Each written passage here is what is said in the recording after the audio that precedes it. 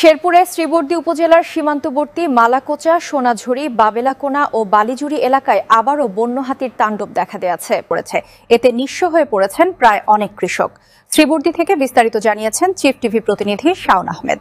শেরপুরের শ্রীবর্দী উপজেলায় সীমান্তবর্তী মালাকোচা, সোনাঝুরি, বাবেলাকোনা ও বালিজুরি এলাকায় আবারও বন্য হাতির তাণ্ডব দেখা দিয়েছে।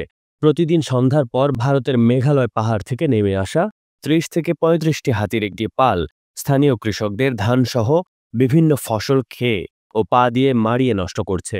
এতে বহু কৃষক প্রায় নিঃস্ব হয়ে পড়েছেন। ক্ষতিগ্রস্তদের মধ্যে মোহাম্মদ হাবলু সহ কমপক্ষে ৮ জন কৃষকের ৫ কাঠা থেকে ১ একর পর্যন্ত জমির ফসল পুরোপুরি নষ্ট হয়ে গিয়েছে। কৃষকরা জানান, কয়েক মাসের শ্রম এক রাতে ধ্বংস হয়ে গেল। এখন পরিবার চালানোই দুশ্চিন্তার বিষয়। স্থানীয়রা জানান, হাতির আতঙ্কে রাতভর গ্রামের মানুষ ঘুমাতে পারেন না। মশাল জ্বালিয়ে টিন বা ড্রাম বাজিয়েও হাতি তাড়ানো সম্ভব হচ্ছে না। ইউপি সদস্য সেলিম মিয়া বলেন, প্রতি বছরই এ সমস্যা হচ্ছে। স্থায়ী প্রতিরোধ ব্যবস্থা নেওয়া খুবই জরুরি। বন বিভাগের রেঞ্জ কর্মকর্তা সুমন মিয়া জানান, ক্ষয়ক্ষতির পরিমাণ নিরূপণ করে ব্যবস্থা নেওয়া হবে। উপজেলা কৃষি কর্মকর্তা মাহমুদুল হাসান বলেন, ক্ষতিগ্রস্তদের তথ্য ঊর্ধ্বতন কর্তৃপক্ষের কাছে পাঠানো হচ্ছে।